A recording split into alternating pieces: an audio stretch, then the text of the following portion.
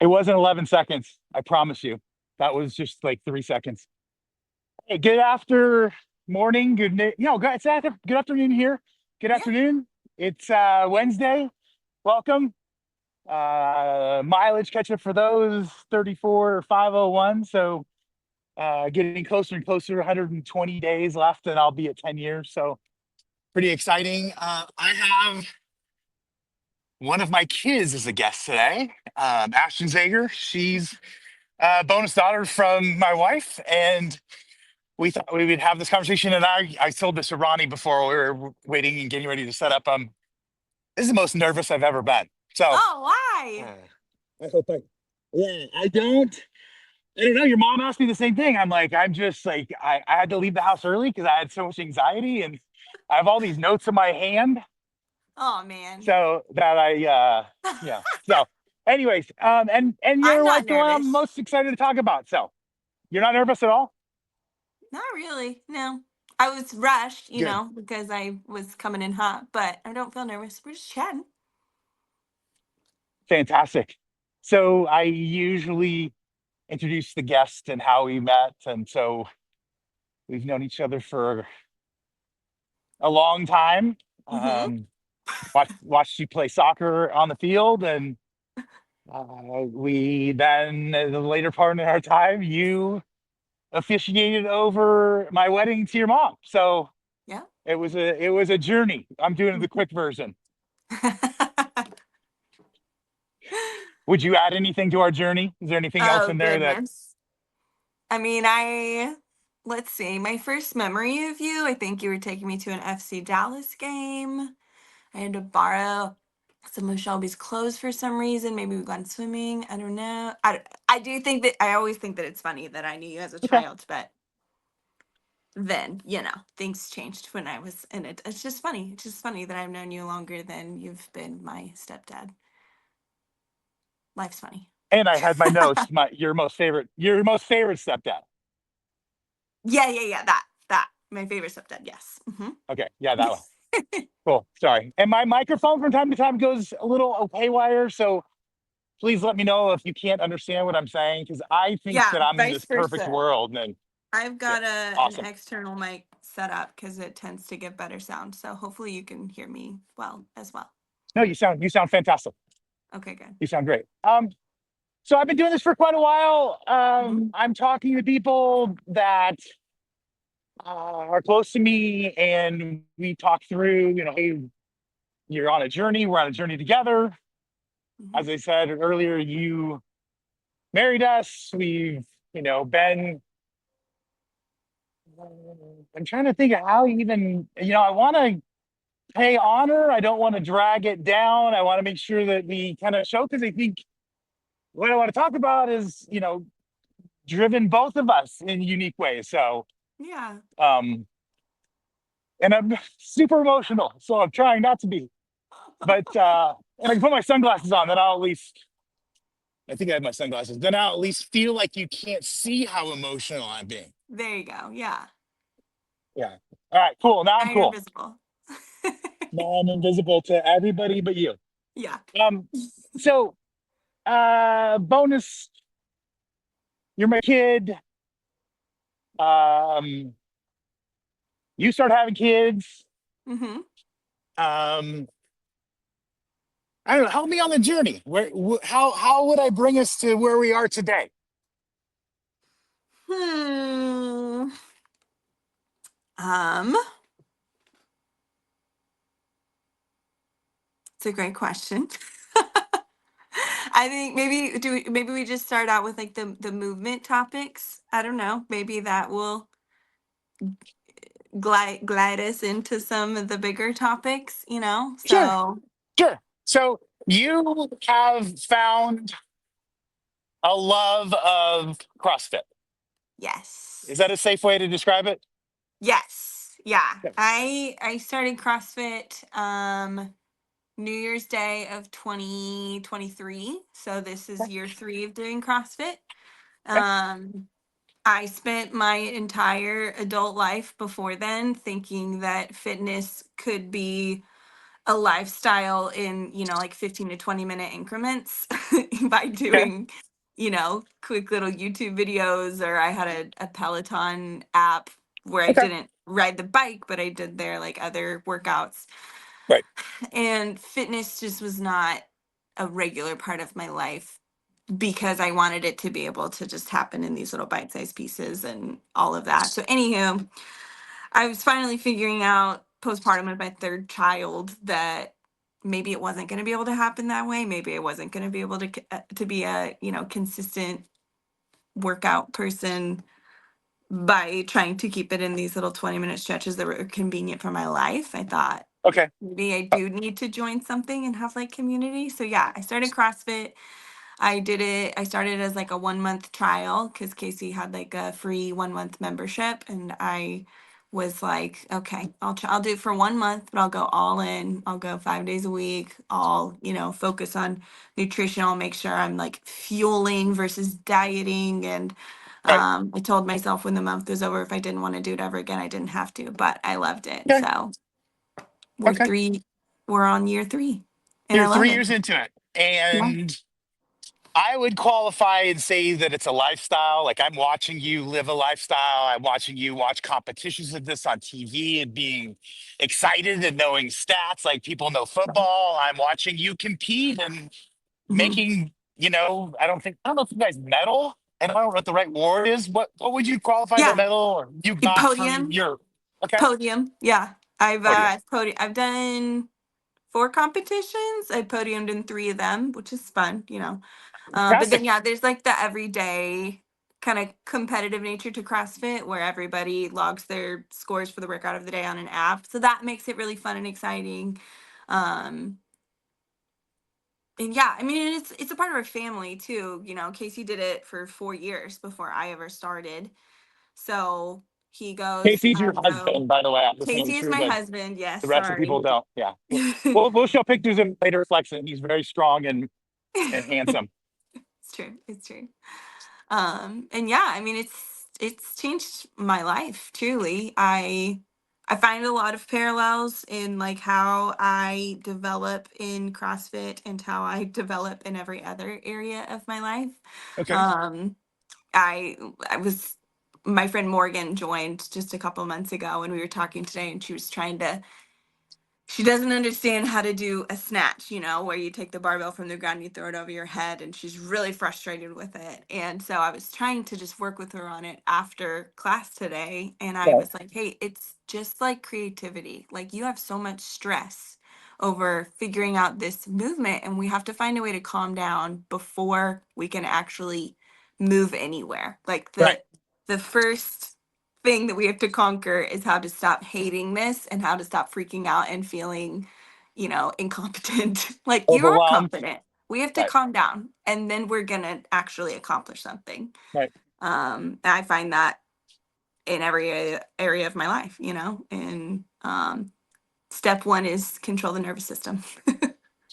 I was gonna, it's funny how this all comes together because I've been reading I use math stats as if I'm a professor, and most of them you probably won't find the exact same number if you Google it, but it's close. I think they said, and what I've read is 85% of shit in your anxiety perspective is worrying about something that never happens. Like Yeah. it's just so overwhelming. And it's been really one of those weeks for me. Like I've had, we're like 9 days till vacation. We Hmm. skipped the vacation, so I'm extra, anxious to go if I want to start tomorrow. And I have a couple things that we're trying to get done as we're doing it. And I've had a couple of these things which I've built up in my head. It's just super, super like I don't know what's going on. I don't know who to call. I don't know what to do. And Hmm. they're going to stab me or they're going to fire me if I don't figure this out. Hmm. And in both cases, I mean, 2 out of 3, because the third one hasn't resolved, but in the 2 of the 3 that have resolved, it's been like literally no big deal. Literally zero deal at all. The customer had not even responded to the original thing they said they were going to do 60 days ago. So we're Hmm. chasing something over here and this hadn't even happened. And so then I was like, hey, we can't do anything if you guys don't help us. And so it became instantly there was no more defense. And my point is, I find that stat seems probably low. Like 85% of the stuff that I worry about just never Mhm. has the possibility of happening. So, Yep. But perspective is reality, like if you feel like the oh, consequences are dire, your I body had the feels that tightness in too. my chest. Like, I mean, I started questioning, am I not having a heart attack? But I'm like, I'm definitely feeling this in my body. Like Yeah, that's not it's all good. connected. It's all connected, the brain and the body. And, I think of when Louis, our oldest son, started allergy shots. He was Yeah. terrible with needles, right? And so Yep. now we're facing this thing where he really did need to get allergy shots, which meant weekly shots for Right. months. And Casey, my husband's approach to calming him down is, hey, he would tell him, when you sit down and you get ready, I want you to say, please make it hurt. Please make it hurt. Please make it hurt.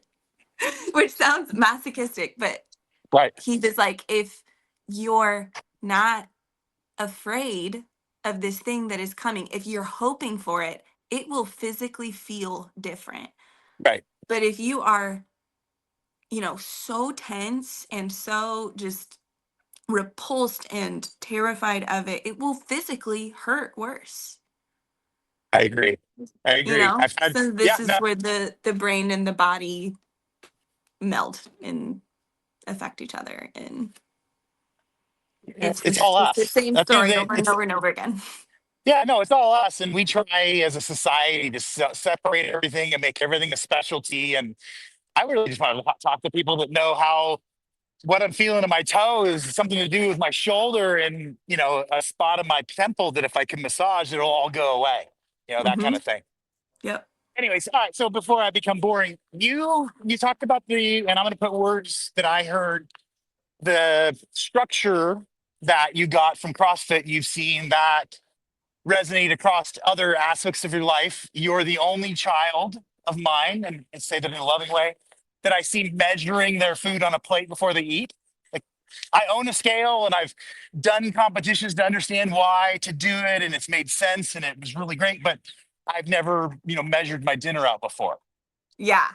Yeah, and I feel funny about that kind of lifestyle habit, and I don't do it 365 days a year, but I probably do measure my food at least when I'm home 9 or 10 months out of the year. And it's something I hope I don't do for forever, but right now I have a lifetime of not great food habits. And so Right. measuring my food and I count macros.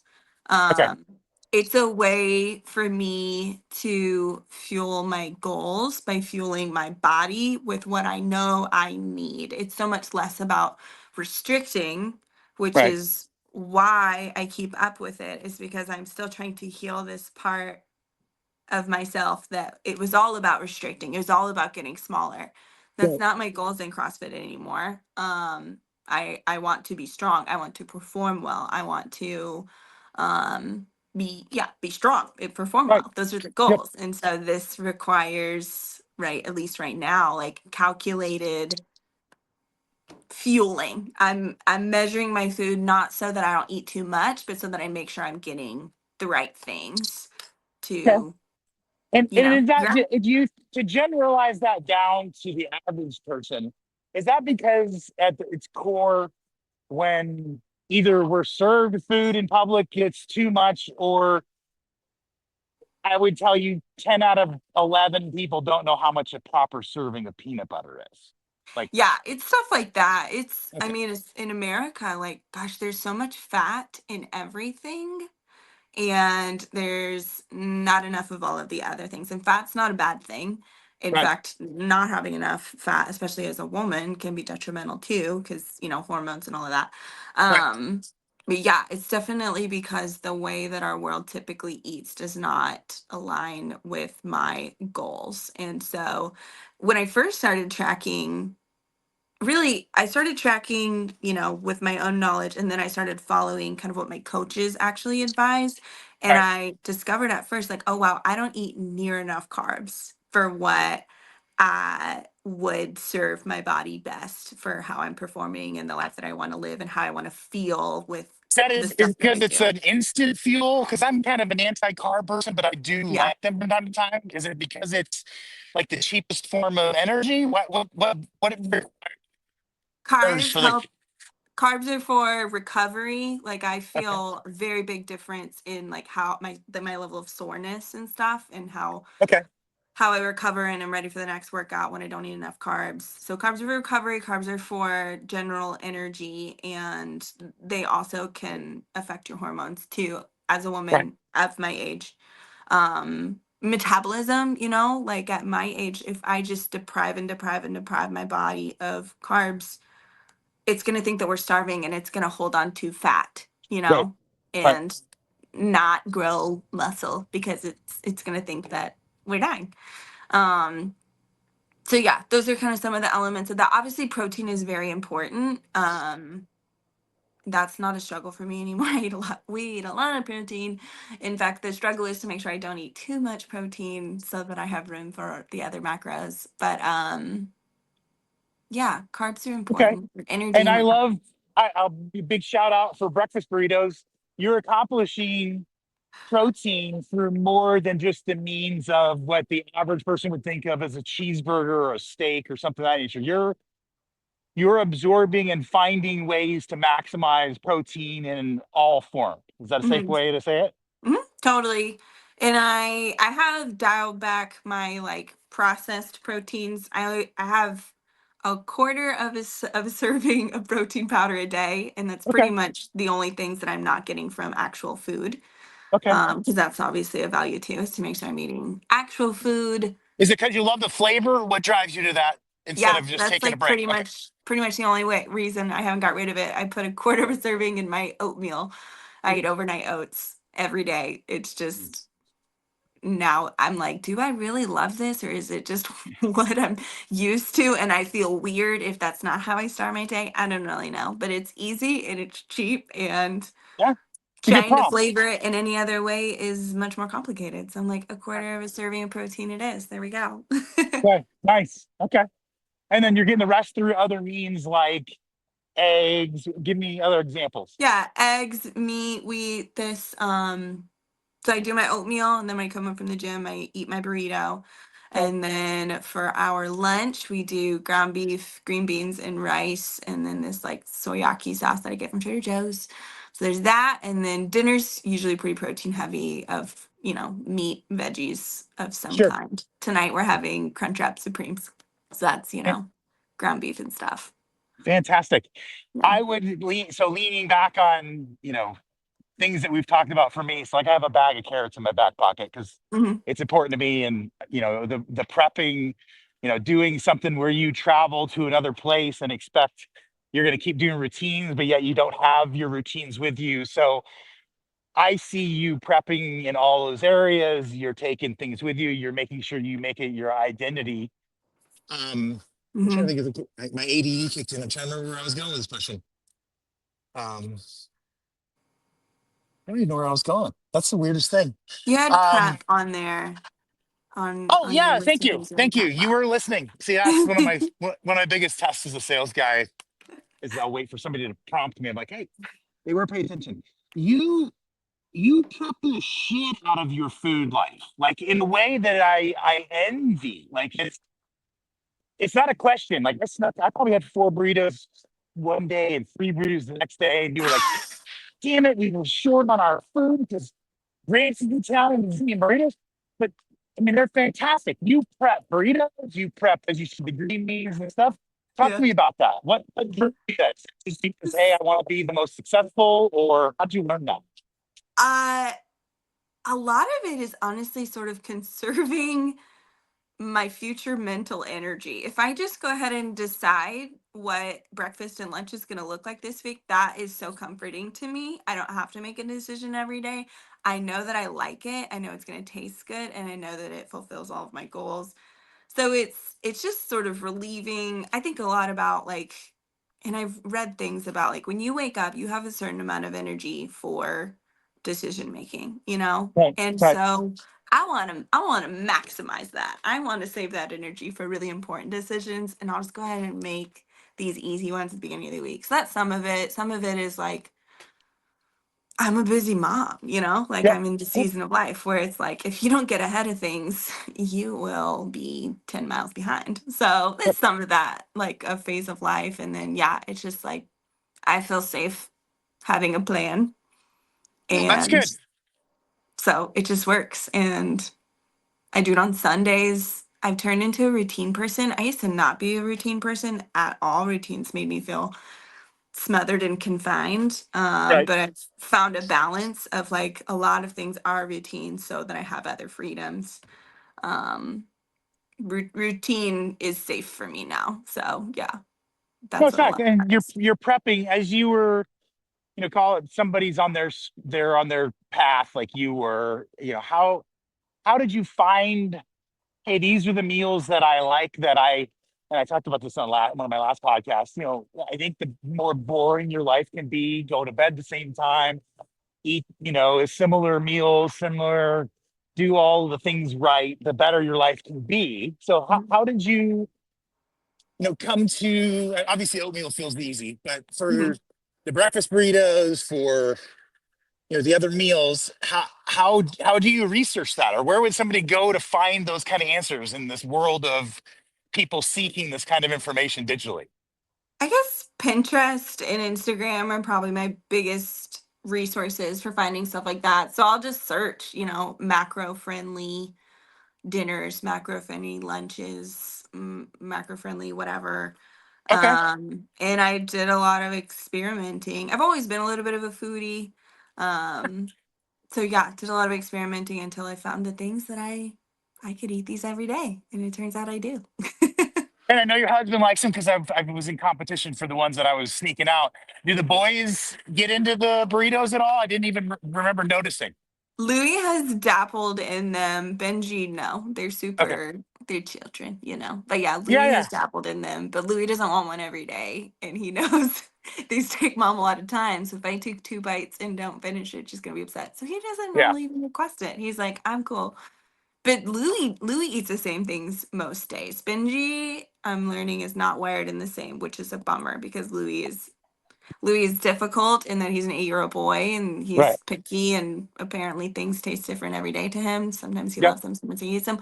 But the boy will eat an Eggo waffle and scrambled eggs every day. And I'm like, that's perfect. Routine. That's balanced, Like, Yep. sure, have your Eggo waffle and know that protein is important. Yeah. He'd eat the same 3 dinners if I just did that every single day. Benji's not the same, but he's 3, so we'll figure that out. We'll master that a little more later, but yeah. Do you find that he just wants more variety, maybe because he's trying to check and test this palette that he has now? Like, I'm trying to spin it kind of in a positive way, other than saying he likes room service. Like, is there something where he's trying to dabble in things and it's more curiosity driven, or what do you think? What do you think's behind it? Are we talking about Louie or Benji right now? I'm talking about Benji with his I think desired palette. that I think that Benji is in a phase right now where being served makes him feel safe, and he tests that all day long. So he'll ask for something, and then when you give it to him, he wants something else, Okay. and then you give him something else, and he wants something else. I kind Okay. of think that it's primal a little bit, and so Yeah. Yeah. try to have a lot of grace for it. Is that he's just literally trying to figure out where the lines are and how far will my parents go to serve me, protect me, and love me. Agreed. No, I think he is. I think there's some we in the therapized world, you and me would call it boundary setting, right? He's checking and trying to find all of them, and he's doing it in a Yes. time and a fashion where you guys kind of give him a get out of jail free card. Like, hey, you got to figure it out. It's not like you're Yep. pre-programmed, right? Right. Anyways, how we got there. Um, cool. So routine Pinterest is something that I picked up from what you said that I didn't Mm. really. I mean, I've had a Pinterest account for I think the longest out of any social I've had, Oh, I and love Pinterest. I never use it. Like, I don't know why. Like, it's there, and I feel I don't know. I don't know what I feel. For some reason, I hear this and I'm like, holy crap, you're a dweeb. You could have been pulling up menu items all the time. So, and I know your Mhm. mom uses it, so I know it's not like we're missing it in the house. Yeah. Anyway, everything okay? Yeah, sorry. Someone knocked Puppy? on the door. I know Casey will get it, but Happy is uncertain of that. And I closed the door to the studio. So, hey. Happy is Sunshine's favorite dog friend in the world. Hey, come here. It's okay. Come here. You're okay. Come on. Nope. Stage fright. There you go. He's There we fine. go. My granddogger. Say hi.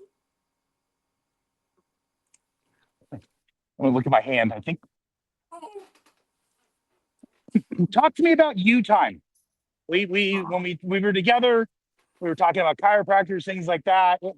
What how do you, and I'll prompt you, how do you put your oxygen mask on first before taking care of other people? Well, Too loaded, too loaded? it's no. It's fine. It's just in this phase of life where I have small children and a small business and everyone has all sorts of needs. Like it's tricky. There are times where I'm like, you know what? In a couple of years this is gonna look really different. But ah, what do I do? What do I do for me? I mean, I think I'm the only slightly introverted person in my house. So simple time alone is something that fills my cup more, and that's different than anybody else, which is great because it means, Casey can take the boys and do an activity and that serves them, and I can be here not talking to anyone and that serves me. So Yeah. time alone, time to be quiet, those things fill my cup. Doing things that are not at all related to my profession, those fill my cup. It's where I've like dabbled in. Do you want to tell everybody what since I neglected to ask and say Oh, any of that stuff at the beginning? so I'm a fiber artist. I weave tapestries. That's my medium. And then it's also a business. So I make DIY kits. I have like a monthly kit. It's not a subscription, but every month, Casey, my husband, works with me. Okay. We put out a new kit. And so, anywho, I make art and I teach people how to make art, fiber art. I make DIY kits. Do you That's ever do this live, like at things like pinners or anything like that? Yeah, so I Oh, do a conference called Pinners a couple times a year, 2 to 3 times a year typically, where we'll travel to a city. We've gone to Atlanta. We have Atlanta next month. We went to Kansas City in January, and then we'll be in Fort Worth in September, where I'll awesome. go. And there's like 10,000 people that would come to this conference, and they buy goods. So we set up a booth where we'll just sell stuff, but then they also have classes. So I'll teach 2 classes, and I'll This is have where you're wearing the Madonna mic. yeah, my Brittany Okay. mic. I just wear my Brittany Brittany, mic sorry. and Yeah. teach teach a specific project to 100 plus people in an hour, which is super cool. So yeah, that's the past couple years. That's pretty much been the only way that I've been teaching in live settings. I Okay. would love to do more local workshops or online workshops, but there's just only so many hours in a day, Yep. so teaching outside of pinners is something that's taken a back seat because I have other priorities. If I only taught, I could probably make more money and just only teach and only do that side of the things. But I also want to still just be a maker sometimes. So, Would you yeah, need to travel consistently for that? I mean, is that what would be required, or could you probably just have a? not. Okay. I probably could.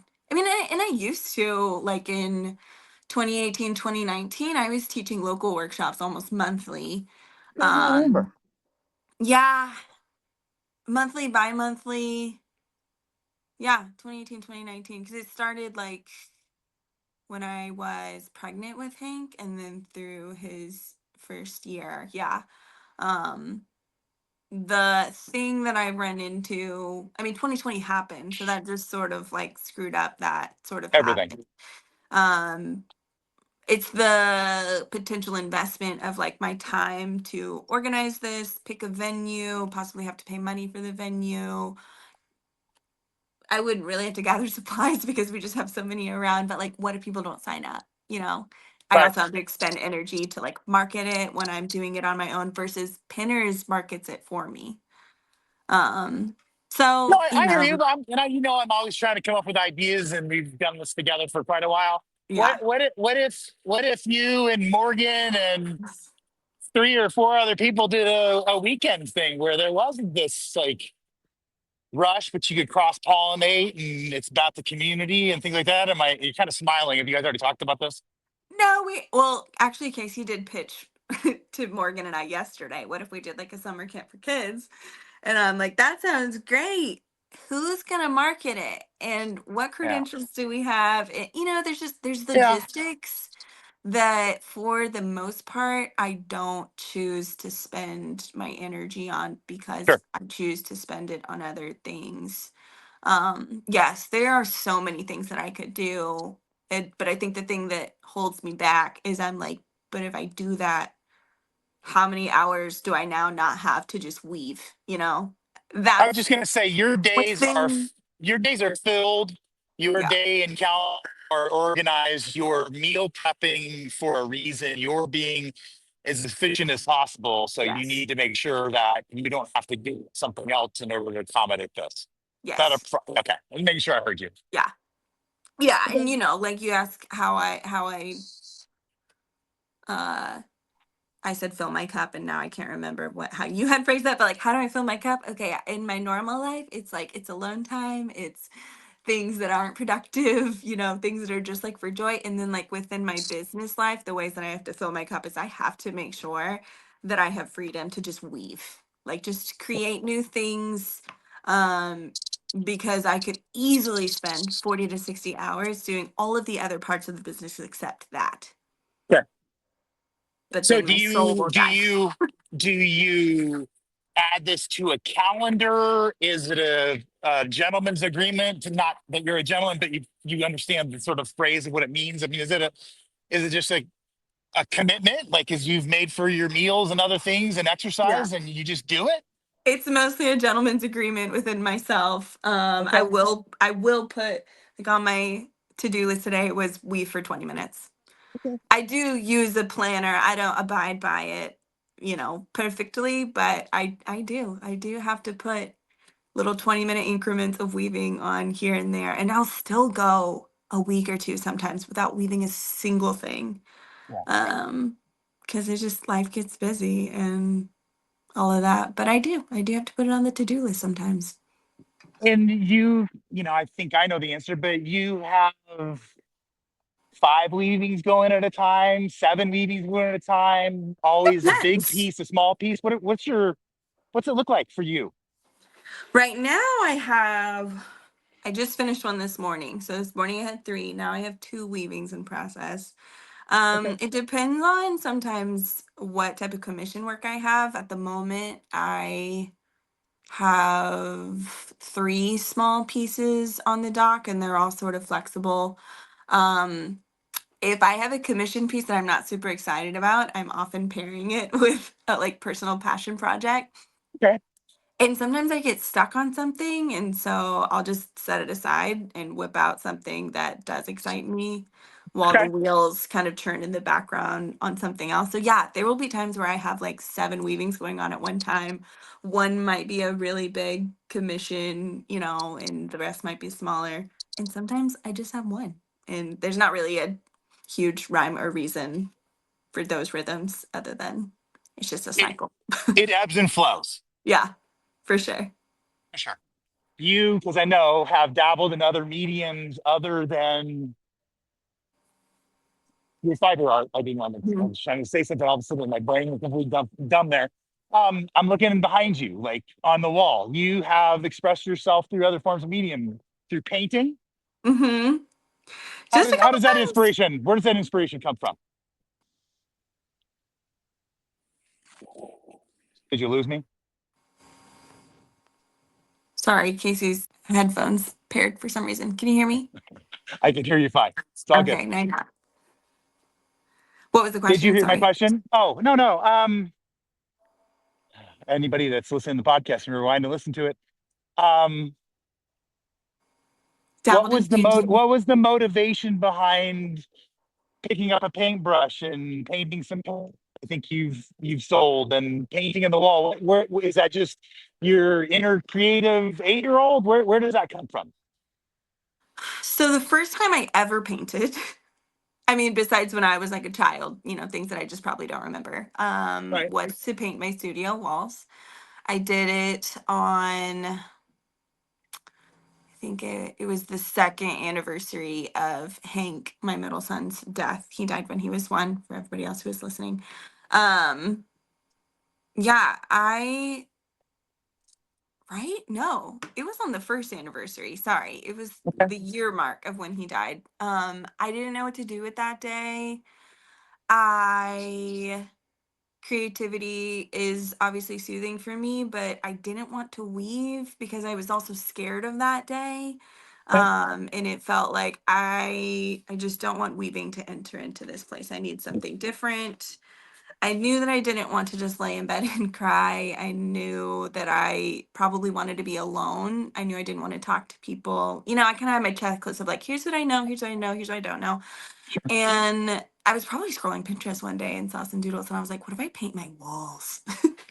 So it was like, it was creativity, but it wasn't the creativity that is my job. It wasn't Okay. something that I was gonna, if I hated painting, it was honestly, it felt a lot like when I stepped into CrossFit. Like I was like, listen, I'm just gonna go buy some paint and I'm gonna grab some paintbrushes, and I have no experience in this area. So if it's terrible, whatever. If I hate it, I'll paint over it, but it's something I can do with my hands. It's something that isn't super like heady. I think that I can just be free and sort of careless within this day that I like just don't know what to do with. So that was the very first time I painted, is to just draw stupid doodles, or not draw, paint, because I didn't even draw it before. I just put paint This to was wall. raw. This was I just just raw. I just went for it. Okay. Um, and I loved it. I did this whole thing in one day. I did not like go back and touch up. And sometimes I look at spots and I'm like, that could have used a second coat. And I'm like, I don't care. I just kept it within that one day. So it was a super free, inconsequential experience inside of this intense, confusing day that I didn't know what to do with. Which is honestly probably part of the reason why I haven't painted so many times, is it's really hard to replicate that energy.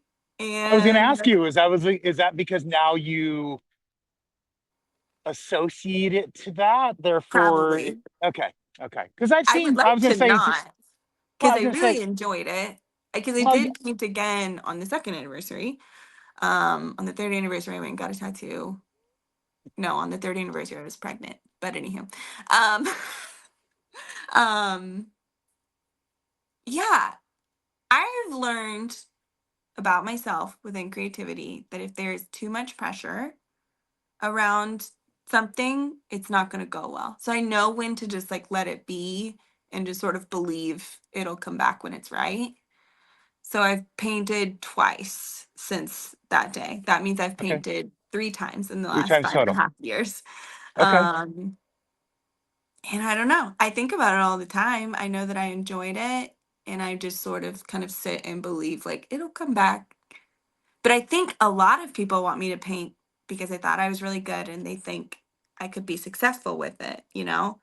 I can't know if you can see my finger. I'm one of them. No, Yes. I see it, and I quite honestly didn't know all of the intricacies of the story. I guess, and I'm not ashamed, but I just didn't know some of it. So That's okay. I can now, I mean, apologize because I didn't mean this to be the prompt, but I knew that you had painted some other things and that you had sold some paintings, and Yeah. a lot of people that I deal with in the Web3 stuff, which you'll see this presentation or this interview as well, they that's what they do, and I interact with that, and so I'm just always curious at what pulls it. Your mom, I tell her she could. Well, it's recorded, and she's going to hear it anyways. She could forge anything. Yeah. Like your mom is literally, she she could be in the back of the museum as they're getting it ready to take out the real thing, making the piece they're going to put on the shelf so that they don't know it's missing. It's true. It's Wow. true. And that's part of being an artist. I love the book, Steal Like an Artist, because Okay. it's like, that's what all art is it's us borrowing from things that we've observed, and doing it ourselves. Like that, and that doesn't mean that like all art is just a 100% replication of what somebody else did, but like that's just how we that's what we do with everything is we Right. observe and we process and we repeat it or certain aspects of it. But with the painting, I think the fact that I painted because it was inconsequential, so to try to pursue it for any sort of like profit or like let me develop this into a new sort of income, like it feels like that would like taint the sanctity of what it is to me. And I Sure. feel careful with that stuff because look at weaving. I turned that into a business, and that is a blessing and sometimes it is a curse. Like weaving isn't as free as it used to because Right.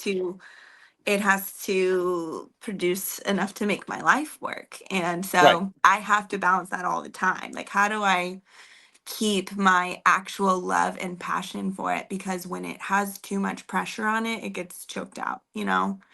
And so it's kind of like the same reason why I didn't want to weave on the 1 year anniversary of when my son died, because I wanted to like keep it protected and away from that space. Right. Right. I think it's kind of the opposite. Like it's hard for me to bring painting back in a setting that could potentially be for profit because it served me for the fact that it was free and inconsequential.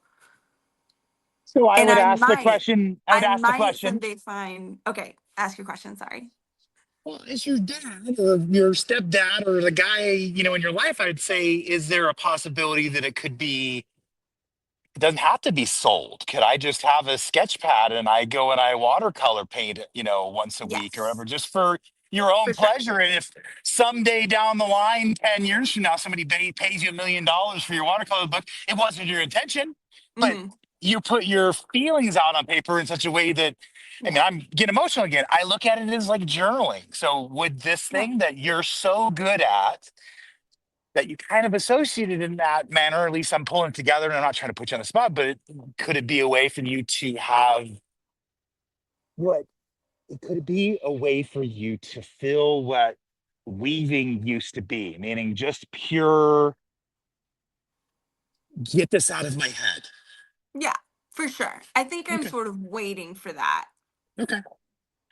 And that's why I painted again on another anniversary. I painted again one other time, just when I was having a hard day. And then I just haven't outside of that. Okay. I think maybe I have yet to arrive at another one of those moments where it was purely that. It was purely, I just want to paint and I just want to see something come together. Have I had none of those moments? Like I've only had moments where it was like, maybe I want to paint because I need some extra bucks. Like it doesn't work that way. Right. So, And that's good. I um, like that. I like that a lot. yeah, I think Good. CrossFit has fulfilled some of my need to have something that is inconsequential. Um, it's just a different, obviously a very different sort of expression. It's something that I can like develop and work towards, and like it doesn't actually matter. Well, I was going to ask you if that, I've said this many times on the show, maybe using you in person, that walking for me is 99.8% mental. I mean, it's Yeah. what I do. When I'm in Asheville, I walk with Hank. I go to the park and I'm in the sun I'm with him. And Mhm. it's my walking is my therapy. And I see I guess one of my questions was going to be, as we in this place, there's no magic, there's no super tool, there's no breathing in, but is there something that you gain the most ability to, not hate those days of, to use your words? Like, is there something I'm that sorry, is it CrossFit? you're cutting out just a little bit. I think maybe you're in a sketchy spot. Sorry. No, you're good. I I wanted you to do that. heard Can you most hear of me the now? question, but I want to make sure I hear it. So could you repeat It, that? I'm sorry. yeah, yeah. Is there? in the tools and things that you've learned, I was saying, and I don't know if you heard my part, I walk for the mental side of it. Is Mhm. there, is CrossFit your biggest tool? Excuse me. Is there a higher picture in CrossFit's kind of too deep, meaning structure? Like I need a structure and know, hey, this is, you know, set things that I know so that, I'm not trying to feel around in the dark. I mean, I'm not trying to put words in your mouth, but is there one thing that you would put to the top of your list that's been sort of the most beneficial Beneficial for what? for you and your mental and dealing with grief? Gotcha, gotcha. Yes. I don't know that there's any one thing. I think that there are many, many, many things. um, I think that's, I mean, I go to counseling regularly. I have since he died. I went once a week for many years, and then I went every 2 weeks, and right now I go every 3 weeks. Um, I mean, I think that I had to learn early on in this sort of survival is like I had to fight for my own health. So how that has looked has it transforms all the time. You know, I have different needs all the time. So for a long time it felt like it was just giving myself permission to like feel how it felt, you know? Yeah. And then as I submitted to that, it begins to be a little easier to hold the grief, you know? It's weighs exactly the same. I'm just used to just holding it instead Yeah. of bracing and fighting against it. So I think it's this mentally, it's the submission. Yes, like exercising my body, you know, exercising my rage is, I would say, like CrossFit enters into that. And that doesn't mean that I'm like frantic, crazy person running around in the woods beating sticks on trees. Right. Not that I've never done that before. Uh, but it means that I accept that like I expending energy in a physical way feels good. Okay. And so I'm gonna make it a practice. It's creativity fuels a lot of that. I write a lot. I've found I make sense of my thoughts by putting them into words, and sometimes that is by speaking them, but a lot of times it's by writing them. And I know I have literally always been that way because I was a journaler as a kid. Right. I had a Zanga blog that I was writing. I used to write emails, like expressing myself and sharing it with others is something I've done before today's social media existed. I don't really know. I've actually observed that a lot and thought that's kind of really weird. The way I have You always were ahead of been your time. You're ahead of compelled, your time, I right? You had didn't guess, in did a you have weird like a way. can you hear me? Yeah, I didn't know if it was going out again. Did I was just saying you were ahead of your time because you had at one point when you were like a contact list to either daily or week, right? So you were literally ahead of your time. yeah. It's always been this thing in me that I felt compelled to do. And it's like, well, today this is what it looks like. When I was a kid, it looked like that. And um, I don't know. I don't know exactly what that is necessary, why I write and then share it. You know, it's one thing to like write it, but then I actually put it out in the world. I'm like, why do I do that? I think I think I desperately want to be known and seen and understood and accepted. Um Like you want to be on the history books. Like there's a page that's dedicated to this is what you did it for the world. I mean that level. More just like I want someone to hear that thought I had and say, "Hey, I thought that too." That makes sense.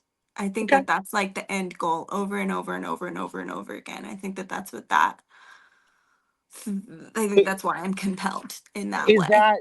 Do you think? I'd love to dig into that. Do you think that is because so many people think they're the only one? Like it's never like nobody's ever shit on anybody else like I got shit on today. Where as I think what I'm hearing you saying, what I believe is we're all shit on. Like everybody, Mhm. has their certain level and you just, not learn to deal with it, but you do have to accept reality at some point of what. Mhm. we're all here doing, right?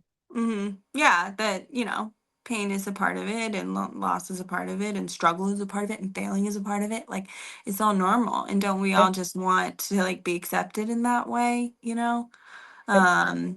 I think we were made to be connected to people. I don't think we were made to be alone. And I think that's why social media is so popular and Yeah, powerful and also dangerous at times, yep. because it can't be a complete substitute for human connection. Like, we have to be No, in real life with people as well. Not that like social media can't be a gift, but it's not a complete substitute. It's just a gift. Um, it's a tool, and we need to look at it yeah. that way. But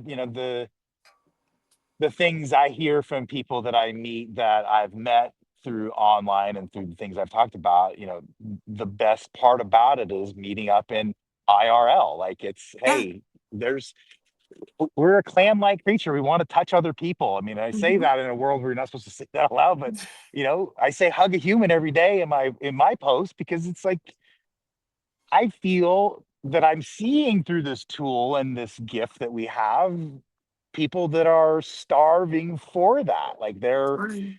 wanting to be like somebody they see. And at the end of the day, I think if somebody just got a hug, they would be 900% ahead of where they are. Just Totally. know knowing that they've got another person they can, feel that energy. Like I think we radiate. I had a gal, and I said this in my last podcast I may have shared with you, but a gal came up and prayed for me at Chick-fil-A the other day and Mhm. that she saw my aura and Wow. that, yeah,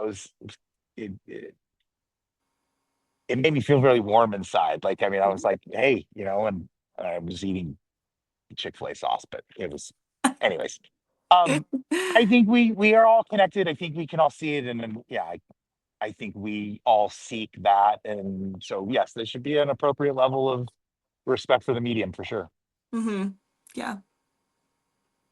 Well, I want to respect your time. I asked for 30, and I think I've taken a bunch, and I You're right. sent you over a list, and I mean, I got everything. Oh, and the only thing I didn't, I mean, you can do all the shout outs for how people can find you because I want to make sure people can connect Oh. and see and do that. But at the same time, one thing I asked and I didn't get, is there a favorite like piece of gear? I want to say I think I know the answer, Hmm. but is there a favorite piece of gear that you've, found in your life lately that it's like, I mean, this is a lifesaver? Like what's the best Wonder Bread that you've found in your life lately? Well, I'm a CrossFitter. We have a lot of gear. Okay. So Yeah, that's a loaded question. So it is a loaded question. I mean, I wear Reebok shoes. okay. I love the Reebok Nanos. I wear frog grips. Protecting my hands Okay. is maybe my like latest focus because with gymnastics and stuff within CrossFit, I tear my hands up a lot, and then it turns out I use my hands a lot in my workspace. Yep. Yep. So, yeah, I wear things like grips. I have this cream called Heavy Handed that I use every day, multiple times a day, to help like replenish things and all of that.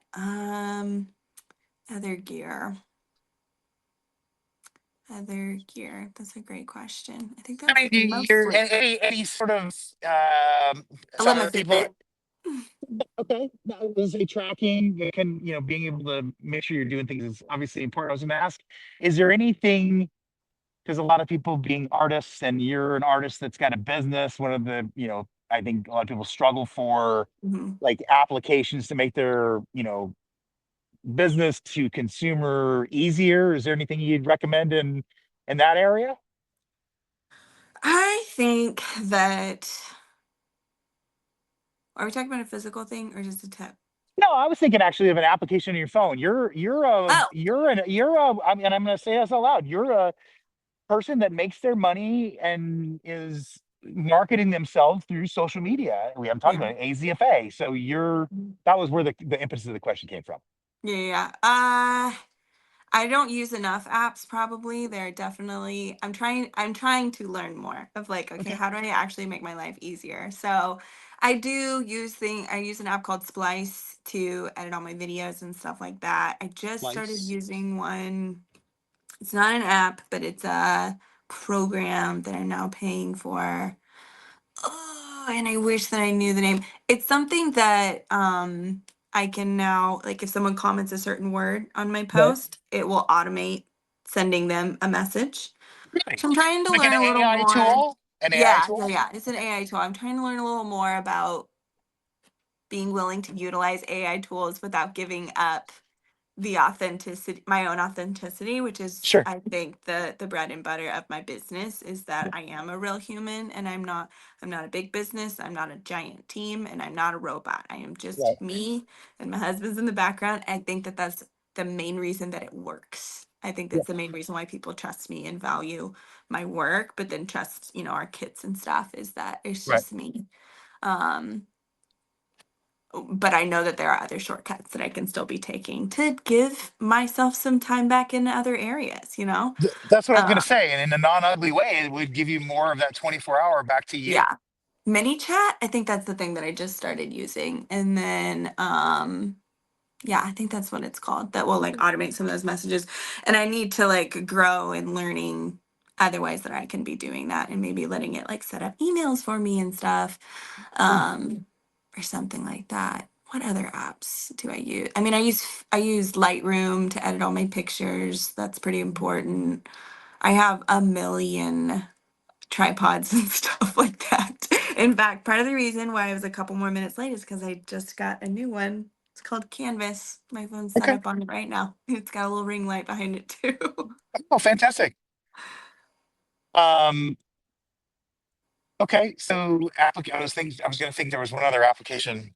I was going to ask you, do you use anything to automate the actual postings itself so that you don't have to be, or is Not that still yet. okay?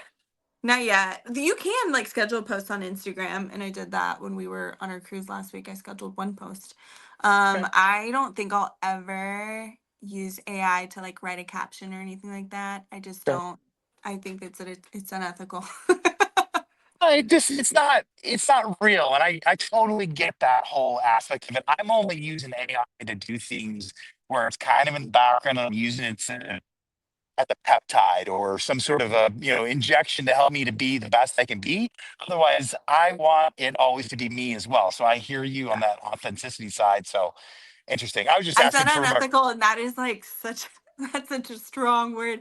I feel very cautious about the ways that we're letting AI substitute real people and stuff like that. I'm worried about what kind of trouble we're getting ourselves into. computers are I having am conversations with maybe themselves. I'm a little bit too paranoid about that stuff. So I'm treading lightly, and I'm trying to think so much about like what I let be automated and what I let just be enough. Right. Yeah. No, I get you. I get you. I was thinking you were going to say that you were concerned with it having your IP or, access to, your design, Think your about that, but that stuff a little bit, but more than anything, I think that we are not realizing what we're settling for when it comes to just letting so many things be artificial. Like, yep. and I think of like how people can write papers to chat GPT now. And I'm like, okay, but like what are we losing in that? Like, how are our kids how are our kids not being developed by making things easier? You know? They Um, need to have the appropriate level of scars and bumps and bruises, or else they they don't do. learn. Yeah. But we have so much access to these things, and there's no control over it. And I'm like, I think we're hurting ourselves, and Yeah. we'll just find out how we're doing that. So I'm still trying to treat myself with that same type of caution. Like, what Yeah. doesn't actually need to be easier? Like, No, that's a great one. I think about giving up my Prime membership all the time. I'm like, maybe it doesn't need to be easier to just order something. What do I actually need when I have to go to the store to get it? Maybe I actually need those sort of boundaries. Yeah. You No, know, I don't know, stuff like that. I'm, I'm appreciative of that perspective. I love Prime. Don't get me wrong, Jeff. I said I If you think want about getting rid of my Prime to, membership, not that I have. but I do. So me in the walking, and for me, I I walk to the grocery store. You know how far the grocery store is. I mean, it's a Mhm. mile and change round trip, and carry back a thing of tea back in my tea drinking days was it's pretty intense. Like Mhm. I'd take a break or I'd throw it up on my shoulder just to try and get a little bit of leverage because it's like, man, you're carrying a gallon and a half of tea. I just realized Um, you don't drink tea as much as you used to, do you? no, it was I haven't shared this thing. I would be sitting at on the couch trying to watch a TV program with your mom, Uh-huh. and my right leg would be vibrating. Like I had the restless leg syndrome, whatever you want to call it. I had some sort of holy shit, you have hyper caffeinated your body. Oh no. And I couldn't figure out why I wasn't sleeping. Hmm. So Turns out. I stopped the tea, literally cold turkey. And Wow. I have tea at the, at like a Mexican restaurant. When I got to dinner, I'll have a single glass or whatever. But yeah, it was killing me. So I don't have caffeine afternoon. That's when I Hey, learned. Yeah. I actually do the same. No caffeine afternoon. So respect. Hey, And thanks. cold turkey. I bet that was painful. It was because I was addicted to it. I think I was at 2.5 jugs a day, at 55 milligrams, whatever it was per serving and 6 servings per jug. And it was like 350 or 400 milligrams of caffeine a day that I was just in tea. And I That's was a lot. lying to myself, like, hey, it's good for you. You're not drinking booze. This is good. And it was like, no, this is just another, this is another form of poison. It's doing bad things to you. So. Oops. Yeah. Here's the learning for the people watching this. Yeah. Anything in excess of too much can kill you, like even water. Yep. Right. Totally. So Goodness. so yeah, and I don't think there's anything such as balance. I think you just make room for what is important to your identity. So Yeah. You just shift from different extremes and accept it. agreed. I hope you will accept an invite to come back. This has been a lot of fun. I really Sure. appreciate you making the time. Yeah, I loved it too. Okay. I love you. Thanks a lot. All right. Love you too. Bye. Take care. Bye.